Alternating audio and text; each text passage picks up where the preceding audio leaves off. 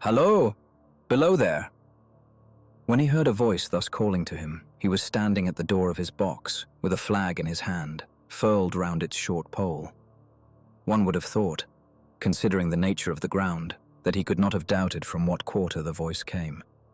But instead of looking up to where I stood on the top of the steep cutting nearly over his head, he turned himself about and looked down the line. There was something remarkable in his manner of doing so, though I could not have said for my life what.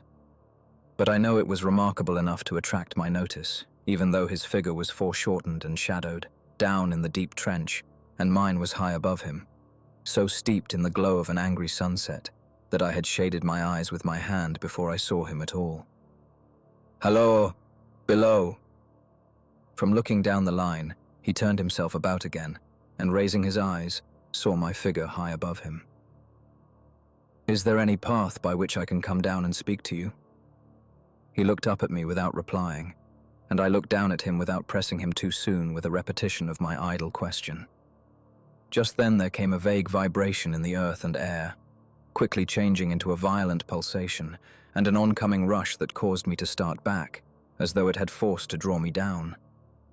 When such vapor as rose to my height from this rapid train had passed me and was skimming away over the landscape, I looked down again, and saw him refurling the flag he had shown while the train went by. I repeated my inquiry. After a pause, during which he seemed to regard me with fixed attention, he motioned with his rolled-up flag towards a point on my level, some 200 or 300 yards distant.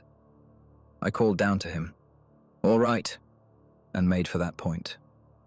There, by dint of looking closely about me, I found a rough zigzag descending path notched out, which I followed. The cutting was extremely deep and unusually precipitate. It was made through a clammy stone that became oozier and wetter as I went down. For these reasons, I found the way long enough to give me time to recall a singular air of reluctance or compulsion with which he had pointed out the path. When I came down low enough upon the zigzag descent to see him again, I saw that he was standing between the rails on the way by which the train had lately passed, in an attitude as if he were waiting for me to appear. He had his left hand at his chin, and that left elbow rested on his right hand, crossed over his breast. His attitude was one of such expectation and watchfulness that I stopped a moment, wondering at it. I resumed my downward way, and stepping out upon the level of the railroad, and drawing nearer to him, saw that he was a dark, sallow man, with a dark beard and rather heavy eyebrows. His post was in as solitary and dismal a place as ever I saw. On either side, a dripping wet wall of jagged stone, excluding all view but a strip of sky. The perspective one way only a crooked prolongation of this great dungeon, the shorter perspective in the other direction terminating in a gloomy red light, and the gloomier entrance to a black tunnel, in whose massive architecture there was a barbarous, depressing, and forbidding air. So little sunlight ever found its way to this spot, that it had an earthy smell, and so much cold wind rushed through it, that it struck chill to me, as if I had left the natural world. Before he stirred, I was near enough to him to have touched him. Not even then removing his eyes from mine, he stepped back one step and lifted his hand. "This was a lonesome post to occupy," I said, and it had riveted my attention when I looked down from up yonder. A visitor was a rarity, I should suppose. Not an unwelcome rarity, I hoped. In me, he merely saw a man who had been shut up within narrow limits all his life, and who, being at last set free, had a newly awakened interest in these great works. To such purpose I spoke to him, but I am far from sure of the terms I used, for besides that I am not happy in opening any conversation, there was something in the man that daunted me. He directed a most curious look towards the red light near the tunnel's mouth, and looked all about it, as if something were missing from it, and then looked at me. That light was part of his charge? Was it not? He answered in a low voice, "Don't you know it is?" The monstrous thought came into my mind, as I perused the fixed eyes and the saturnine face, that this was a spirit, not a man. I have speculated since whether there may have been infection in his mind. In my turn, I stepped back. But in making the action, I detected in his eyes some latent fear of me. This put the monstrous thought to flight. "You look at me," I said, forcing a smile, "as if you had a dread of me." "I was doubtful," he returned, "whether I had seen you before." "Where?" He pointed to the red light he had looked at. "There," I said. Intently watchful of me, he replied, but without sound. "Yes." "My good fellow, what should I do there? However, be that as it may, I never was there. You may swear." "I think I may," he rejoined. "Yes, I am sure I may." His manner cleared, like my own. He replied to my remarks with readiness and in well-chosen words. Had he much to do there? Yes, that was to say, he had enough responsibility to bear. But exactness and watchfulness were what was required of him, and of actual work, manual labor, he had next to none. To change that signal, to trim those lights, and to turn this iron handle now and then, was all he had to do under that head. Regarding those many long and lonely hours of which I seemed to make so much, he could only say that the routine of his life had shaped itself into that form, and he had grown used to it. He had taught himself a language down here, if only to know it by sight, and to have formed his own crude ideas of its pronunciation could be called learning it. He had also worked at fractions and decimals, and tried a little algebra, but he was, and had been as a boy, a poor hand at figures. Was it necessary for him when on duty always to remain in that channel of damp air, and could he never rise into the sunshine from between those high stone walls? Why? That depended upon times and circumstances. Under some conditions there would be less upon the line than under others, and the same held good as to certain hours of the day and night. In bright weather he did choose occasions for getting a little above these lower shadows, but being at all times liable to be called by his electric bell, and at such times listening for it with redoubled anxiety, the relief was less than I would suppose. He took me into his box, where there was a fire, a desk for an official book in which he had to make certain entries, a telegraphic instrument with its dial, face, and needles, and the little bell of which he had spoken. On my trusting that he would excuse the remark that he had been well educated, and, I hoped I might say without offence, perhaps educated above that station, he observed that instances of slight incongruity in such wise would rarely be found wanting among large bodies of men, that he had heard it was so in workhouses, in the police force, even in that last desperate resource, the army, and that he knew it was so, more or less, in any great railway staff. He had been, when young, if I could believe it, sitting in that hut, he scarcely could, a student of natural philosophy, and had attended lectures, but he had run wild, misused his opportunities, gone down, and never risen again. He had no complaint to offer about that. He had made his bed, and he lay upon it. It was far too late to make another. "All that I have here condensed," he said in a quiet manner, with his grave, dark regards divided between me and the fire. He threw in the word, "Sir," from time to time, and especially when he referred to his youth, as though to request me to understand that he claimed to be nothing but what I found him. He was several times interrupted by the little bell, and had to read off messages and send replies. Once he had to stand without the door and display a flag as a train passed, and make some verbal communication to the driver.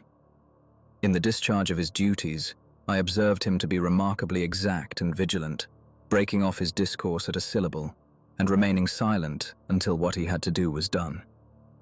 In a word, I should have set this man down as one of the safest of men to be employed in that capacity, but for the circumstance that while he was speaking to me he twice broke off with a fallen colour, turned his face towards the little bell when it did not ring, opened the door of the hut, which was kept shut to exclude the unhealthy damp, and looked out towards the red light near the mouth of the tunnel. On both of those occasions, he came back to the fire with the inexplicable air upon him which I had remarked, without being able to define, when we were so far asunder. Said I, when I rose to leave him, "You almost make me think that I have met with a contented man." I am afraid I must acknowledge that I said it to lead him on. "I believe I used to be so," he rejoined, in the low voice in which he had first spoken. "But I am troubled, sir. I am troubled." He would have recalled the words if he could. He had said them, however, and I took them up quickly. "With what? What is your trouble?" "It is very difficult to impart, sir. It is very, very difficult to speak of. If ever you make me another visit, I will try to tell you. But I expressly intend to make you another visit. Say, when shall it be?" "I go off early in the morning, and I shall be on again at 10 tomorrow night, sir." "I will come at 11. He thanked me and went out at the door with me.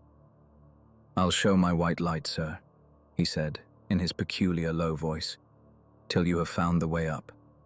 When you have found it, don't call out. And when you are at the top, don't call out." His manner seemed to make the place strike colder to me, but I said no more than, "Very well. And when you come down tomorrow night, don't call out. Let me ask you a parting question. What made you cry, 'Halloa, below there, tonight?'" "Heaven knows," said I. "I cried something to that effect." "Not to that effect, sir. Those were the very words. I know them well." "Admit those were the very words. I said them, no doubt, because I saw you below. For no other reason." "What other reason could I possibly have? You had no feeling that they were conveyed to you in any supernatural way?" "No." He wished me good night and held up his light. I walked by the side of the down line of rails, with a very disagreeable sensation of a train coming behind me, until I found the path. It was easier to mount than to descend, and I got back to my inn without any adventure. Punctual to my appointment, I placed my foot on the first notch of the zigzag next night, as the distant clocks were striking 11. He was waiting for me at the bottom, with his white light on. "I have not called out," I said, when we came close together. "May I speak now?" "By all means, sir." "Good night, then, and here's my hand." "Good night, sir, and here's mine." With that, we walked side by side to his box, entered it, closed the door, and sat down by the fire. "I have made up my mind, sir," he began, bending forward as soon as we were seated, and speaking in a tone but a little above a whisper, "that you shall not have to ask me twice what troubles me. I took you for someone else yesterday evening. That troubles me." "That mistake?" "No, that's someone else." "Who is it?" "I don't know." "Like me?" "I don't know. I never saw the face.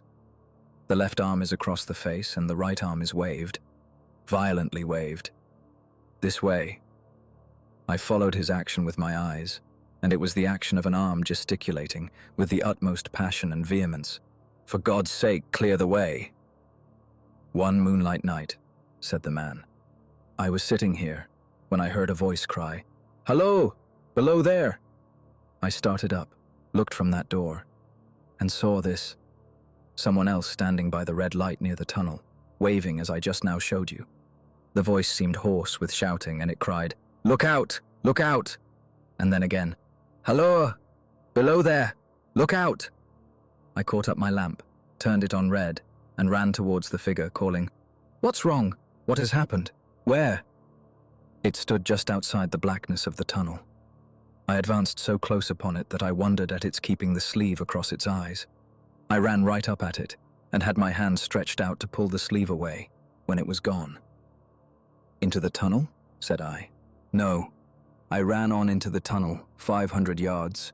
I stopped and held my lamp above my head, and saw the figures of the measured distance, and saw the wet stains stealing down the walls and trickling through the arch. I ran out again faster than I had run in, for I had a mortal abhorrence of the place upon me. And I looked all round the red light with my own red light, and I went up the iron ladder to the gallery atop of it, and I came down again and ran back here. I telegraphed both ways. 'An alarm has been given. Is anything wrong?' The answer came back, both ways. 'All well.' Resisting the slow touch of a frozen finger tracing out my spine, I showed him how that this figure must be a deception of his sense of sight, and how that figures, originating in disease of the delicate nerves that minister to the functions of the eye, were known to have often troubled patients, some of whom had become conscious of the nature of their affliction, and had even proved it by experiments upon themselves. As to an imaginary cry, said I, do but listen for a moment to the wind in this unnatural valley while we speak so low, and to the wild harp it makes of the telegraph wires. That was all very well, he returned, after we had sat listening for a while, and he ought to know something of the wind and the wires, he who so often passed long winter nights there, alone and watching. But he would beg to remark that he had not finished. I asked his pardon, and he slowly added these words, touching my arm. Within 6 hours after the appearance, the memorable accident on this line happened, and within 10 hours the dead and wounded were brought along through the tunnel over the spot where the figure had stood. A disagreeable shudder crept over me, but I did my best against it. It was not to be denied, I rejoined, that this was a remarkable coincidence, calculated deeply to impress his mind. But it was unquestionable that remarkable coincidences did continually occur, and they must be taken into account in dealing with such a subject. Though to be sure I must admit, I added, for I thought I saw that he was going to bring the objection to bear upon me, men of common sense did not allow much for coincidences in making the ordinary calculations of life. He again begged to remark that he had not finished. I again begged his pardon for being betrayed into interruptions. This, he said, again laying his hand upon my arm and glancing over his shoulder with hollow eyes, was just a year ago. 6 or 7 months passed, and I had recovered from the surprise and shock, when one morning, as the day was breaking, I, standing at the door, looked towards the red light and saw the specter again. He stopped, with a fixed look at me. Did it cry out? No, it was silent. Did it wave its arm? No, it leaned against the shaft of the light, with both hands before the face. Like this. Once more I followed his action with my eyes. It was an action of mourning. I have seen such an attitude in stone figures on tombs. Did you go up to it? I came in and sat down, partly to collect my thoughts, partly because it had turned me faint. When I went to the door again, daylight was above me, and the ghost was gone. But nothing followed. Nothing came of this. He touched me on the arm with his forefinger twice or thrice, giving a ghastly nod each time. That very day, as a train came out of the tunnel, I noticed, at a carriage window on my side, what looked like a confusion of hands and heads, and something waved. I saw it just in time to signal the driver, "Stop!" He shut off and put his brake on, but the train drifted past here 150 yards or more. I ran after it and, as I went along, heard terrible screams and cries. A beautiful young lady had died instantaneously in one of the compartments and was brought in here and laid down on this floor between us. Involuntarily, I pushed my chair back as I looked from the boards at which he pointed to himself. True, sir, true. Precisely as it happened, so I tell it you. I could think of nothing to say, to any purpose, and my mouth was very dry. The wind and the wires took up the story with a long, lamenting wail. He resumed. Now, sir, mark this, and judge how my mind is troubled. The spectre came back a week ago. Ever since it has been there now and again by fits and starts. At the light? At the danger light. What does it seem to do? He repeated, if possible with increased passion and vehemence, that former gesticulation of, "For God's sake, clear the way." Then he went on. I have no peace or rest for it. It calls to me for many minutes together, in an agonized manner, "Below there, look out, look out." It stands waving to me. It rings my little bell. I caught at that. Did it ring your bell yesterday evening when I was here and you went to the door? Twice. Why, see, said I, how your imagination misleads you. My eyes were on the bell, and my ears were open to the bell, and if I am a living man, it did not ring at those times. No, nor at any other time, except when it was rung in the natural course of physical things by the station communicating with you." He shook his head. "I have never made a mistake as to that yet, sir. I have never confused the specter's ring with the man's. The ghost's ring is a strange vibration in the bell that it derives from nothing else, and I have not asserted that the bell stirs to the eye. I don't wonder that you failed to hear it, but I heard it." "And did the specter seem to be there when you looked out?" "It was there." "Both times?" He repeated firmly. "Both times." "Will you come to the door with me and look for it now?" He bit his underlip as though he were somewhat unwilling, but arose. I opened the door and stood on the step while he stood in the doorway. There was the danger light. There was the dismal mouth of the tunnel. There were the high, wet stone walls of the cutting. There were the stars above them. "Do you see it?" I asked him, taking particular note of his face. His eyes were prominent and strained, but not very much more so, perhaps, than my own had been when I had directed them earnestly towards the same spot. "No," he answered. "It is not there." "Agreed," said I. We went in again, shut the door, and resumed our seats. I was thinking how best to improve this advantage, if it might be called one, when he took up the conversation in such a matter-of-course way, so assuming that there could be no serious question of fact between us, that I felt myself placed in the weakest of positions.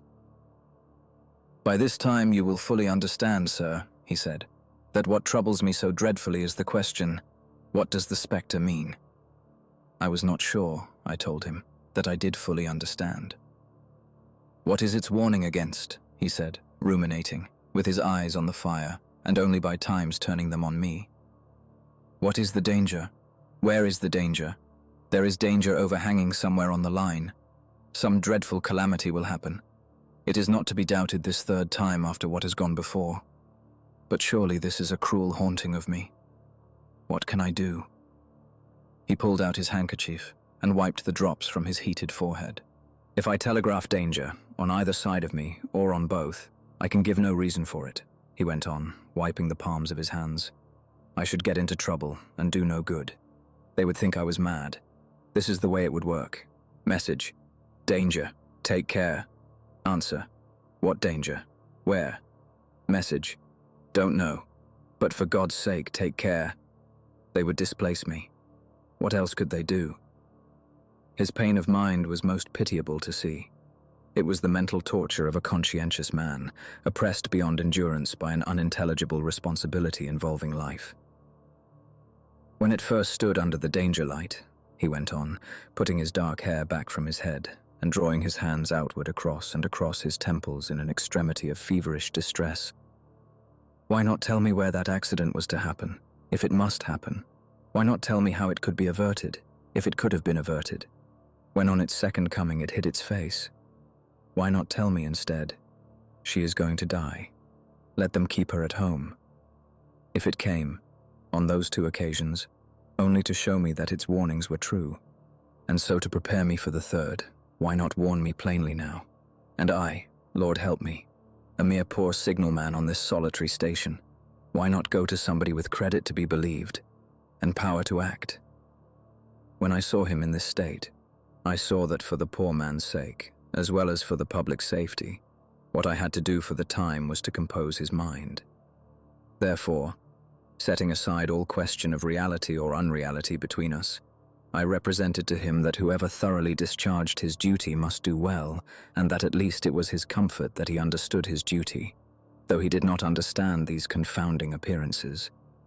In this effort I succeeded far better than in the attempt to reason him out of his conviction. He became calm.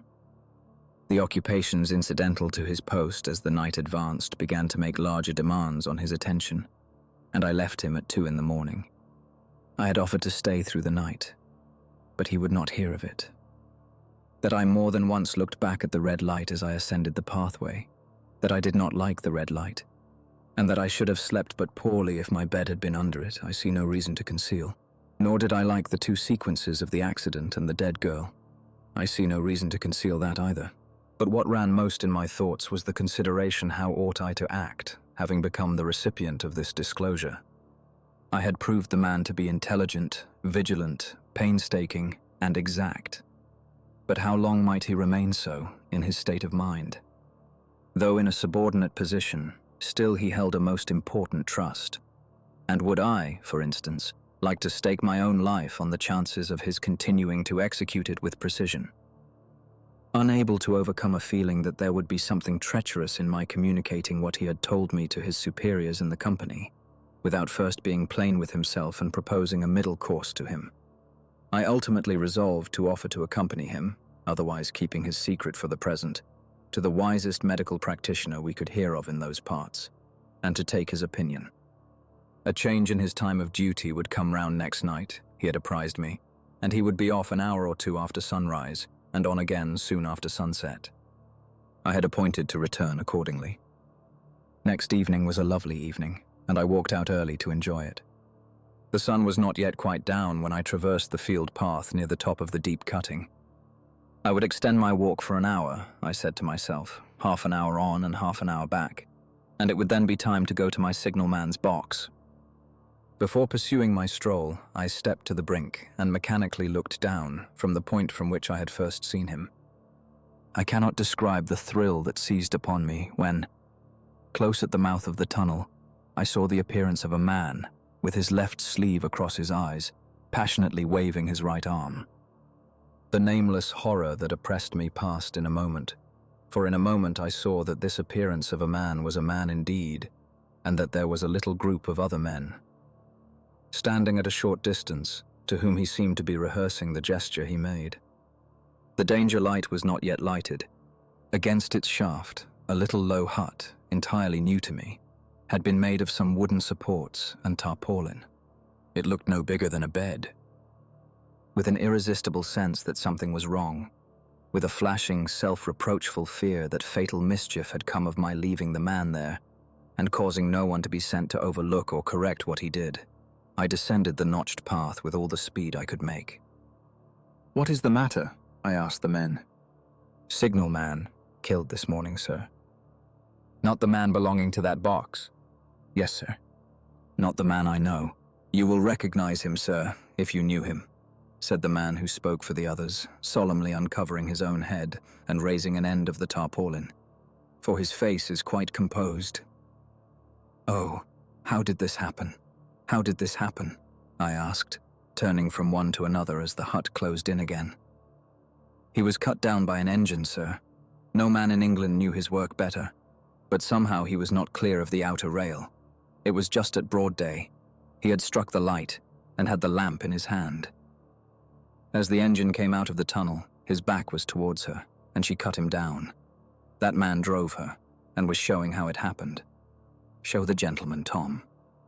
The man, who wore a rough dark dress, stepped back to his former place at the mouth of the tunnel. "Coming round the curve in the tunnel, sir," he said. "I saw him at the end, like as if I saw him down a perspective glass. There was no time to check speed, and I knew him to be very careful. As he didn't seem to take heed of the whistle, I shut it off when we were running down upon him and called to him as loud as I could call. "What did you say?"